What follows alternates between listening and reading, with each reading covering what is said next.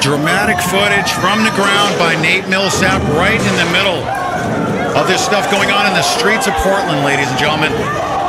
Nobody else has this footage other than us. We had even Mike BlueHair, who's going to be joining us. Mike BlueHair. Huh? What's that? To give the other side. Mike BlueHair is going to give the other side. Well, I think what we're going to come to in the end here, if Facebook would let us, is that both sides were pretty pissed off at the Portland police. They were. They absolutely were. On the Patriot side, they felt like they had been completely set up by Portland police. And the other side was like, wow, you know, they used flashbangs this time. Yes. I'm not so sympathetic to the other side because... Okay. Mike BlueHair, even on the other side of the street, was there documented. You're going to get his perspective. We're going to give both sides. He's going to come on and talk about it. The footage that I broadcast just now was provided to us exclusively by Nate Millsap. Okay? He was actually sent there to get this footage by us. We have it documented, and Facebook has shut us down already. There's a problem in Portland. Portland needs to get this under control, you know? And I'm glad that Mike BlueHair is coming on because, he has been looking at he's listening in right now. He can't see me on camera, but Mike is standing by. He's waving on the other screen. We don't have you live. Thank you. Go ahead and finish your oatmeal. Okay. Mike's going to be joining us for a great, intense. Oh my God, he's got scary clothing on too. Yeah, and he has scary clothing on. All right, so let's continue on. We're going to go to the top of the hour news break. Give Mike an opportunity to finish his East Coast oatmeal breakfast because it's bright and early in the morning out there. But let's continue on with this right here.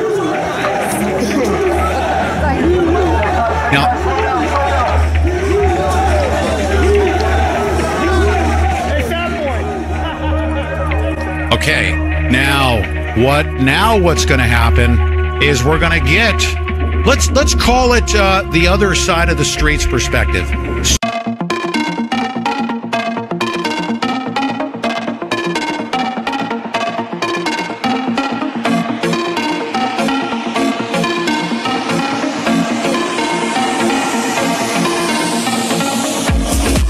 Boy, are you guys going to be, you're in for a treat right now.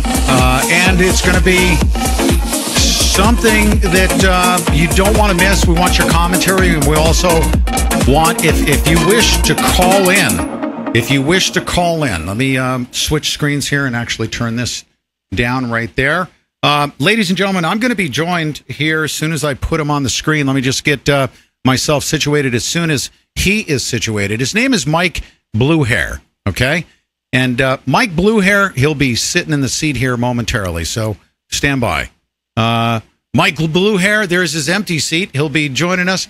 He's actually putting his oatmeal away. But Mike BlueHair is somebody who I will forever... Mike BlueHair, how are you?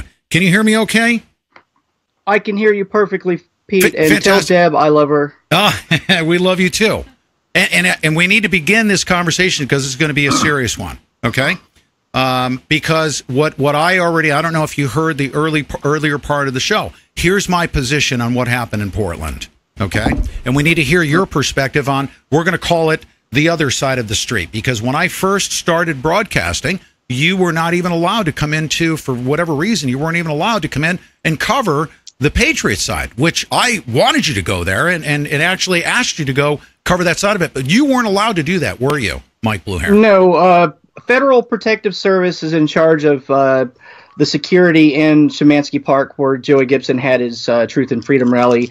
And since I am on the Portland Police Bureau's Criminal Intelligence Unit's surveillance list, which is basically a group of Portland Police Bureau that's specifically assigned to surveilling potential terrorist threats, they won't let me in that park. And, you know, I committed too many acts of contempt of cop with a camera in my hand, basically.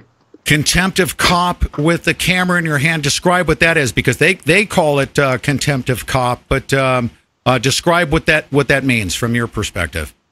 From my perspective, is I get a lot of heat from law enforcement by criticizing their actions. I've been going to protest and covering demonstrations as an activist journalist since about 2008, and I cover everything right, left, and center. And my focus is scrutinizing the police and how they interact with the groups. I don't care if they're right wing, left wing, or chicken wing. My concern is the civil rights of everyone, and that will get you, if you do it for enough time, that will get you in the crosshairs.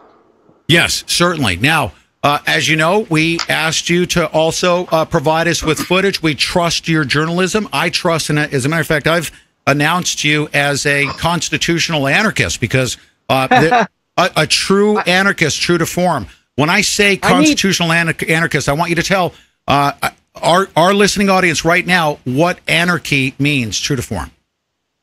True to form. Well, first of all, I don't really think of myself as a constitutional anarchist, Pete. I mean, thank you for the compliment. I know that's a compliment from your perspective to be called a constitutionalist. I think of myself as an anarchist who understands the Constitution. The ideas that were enshrined in the Constitution, your right to face your accuser, your right to a trial by jury, your First Amendment, your right to bear arms and defend yourself. I think these things are beautiful and they need to be defended and protected as concepts. Also, I love the Declaration of Independence as an anarchist. And the reason why is because it states outright in the Declaration of Independence that it is the right and the duty of the people to throw off their government. In fact, the only thing that it says in the Constitution, in the Declaration twice, that it mentions twice, is the people's right and duty to overthrow the government. So I think that people, if they want to, be on the right and love these concepts, then maybe they need to start resisting government more, because I